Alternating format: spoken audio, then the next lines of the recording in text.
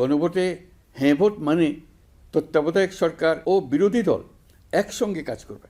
সরকার ইচ্ছামতো সংবিধান পরিবর্তন করতে পারবে না। গণভোট জয়ী মানে জামায়াত জয়ী। শেষ মুহূর্তে কী বললেন ডক্টর ইউনূস?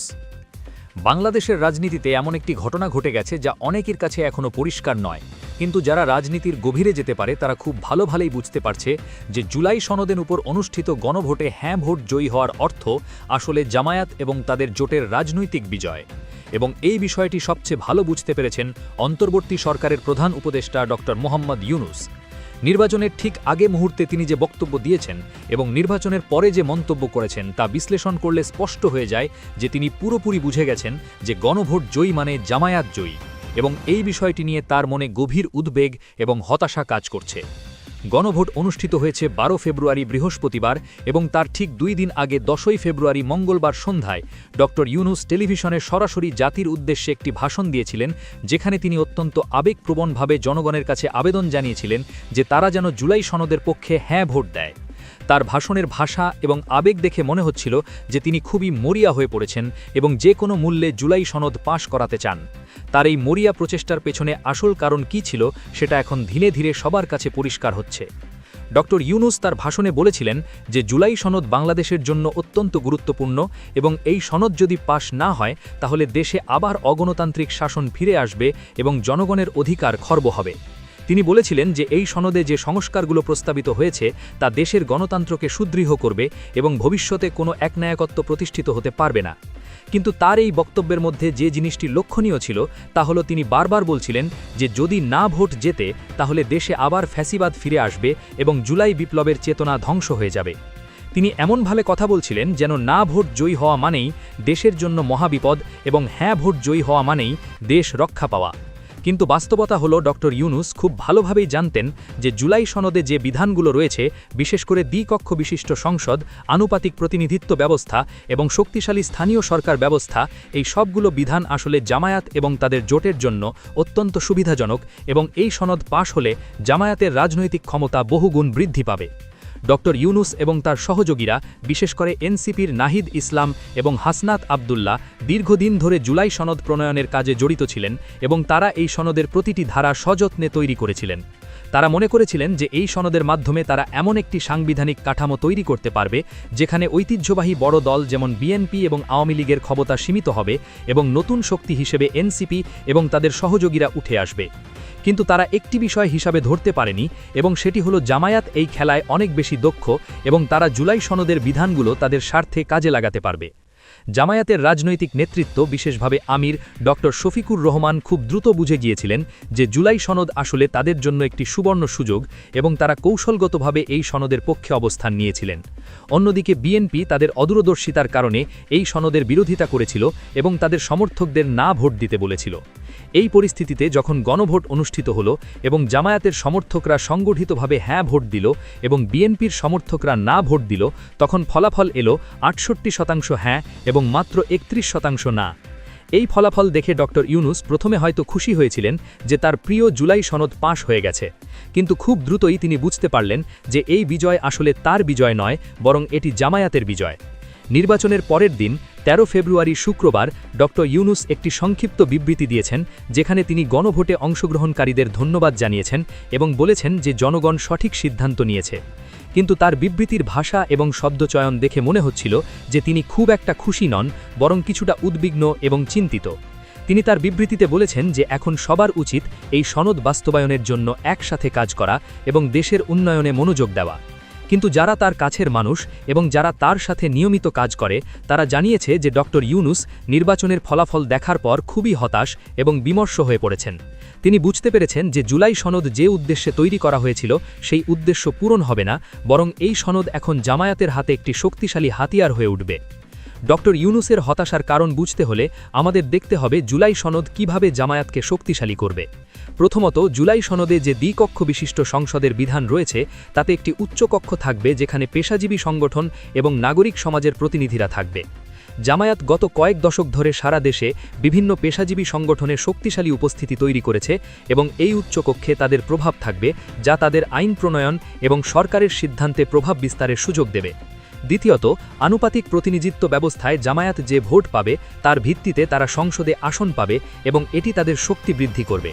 তৃতীয়ত, তত্ত্বাবধায়ক সরকার ব্যবস্থায় পরবর্তী নির্বাচন অনুষ্ঠিত হবে, যা জামায়াতের জন্য অত্যন্ত সুবিধাজনক, কারণ তারা সমান সুযোগ পাবে।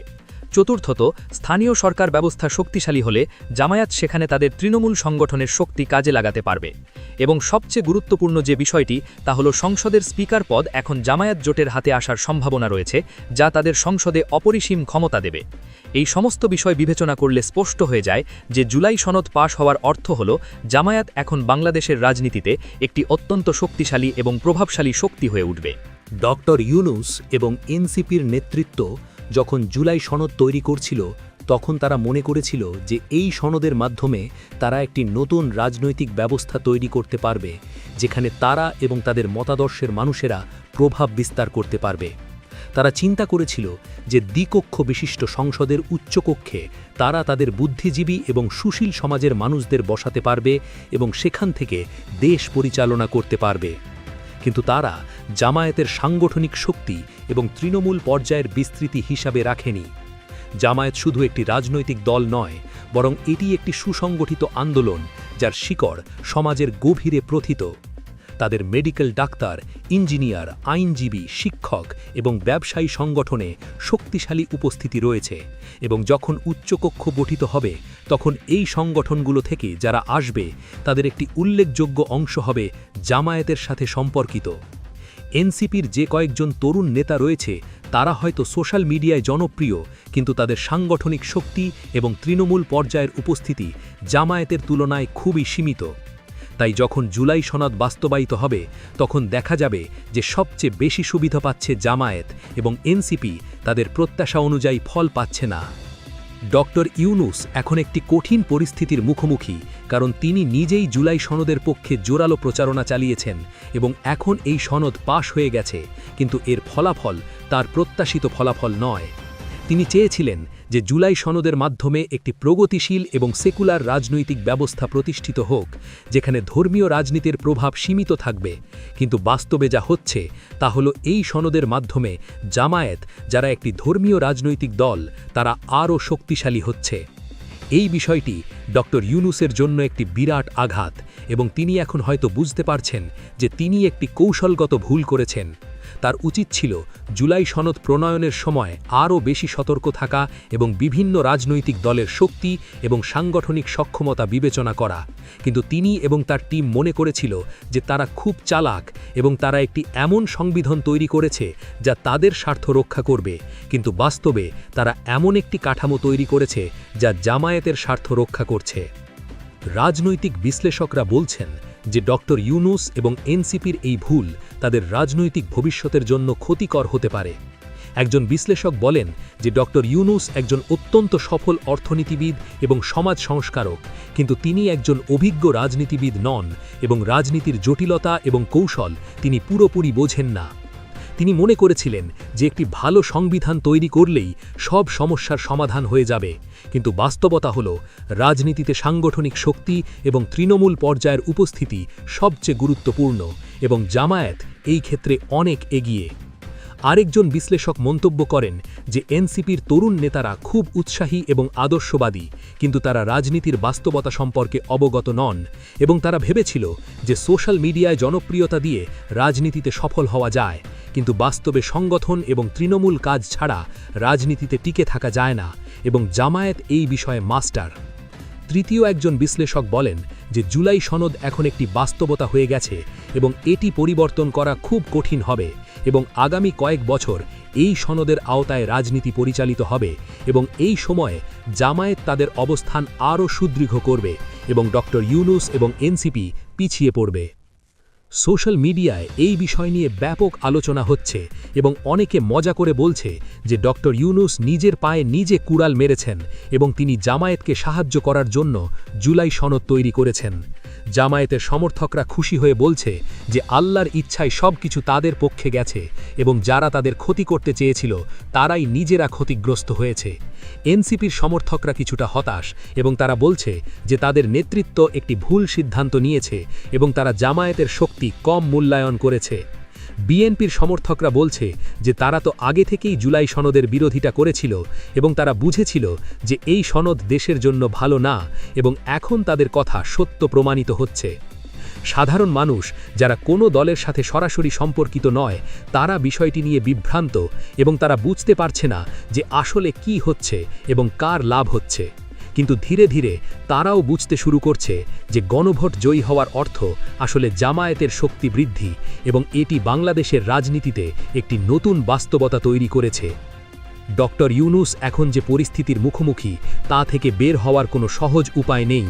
তিনি নিজেই জুলাই সনদের পক্ষে প্রচারণা চালিয়েছেন এবং এখন এই সনদ পাশ হয়ে গেছে, তাই তিনি এখন বলতে পারবেন না যে এটি ভুল ছিল। তাকে এখন এই সনদ বাস্তবায়নে সহযোগিতা করতে হবে এবং দেখতে হবে যে কিভাবে জামায়াত এই সনদ ব্যবহার করে তাদের শক্তি বৃদ্ধি করে।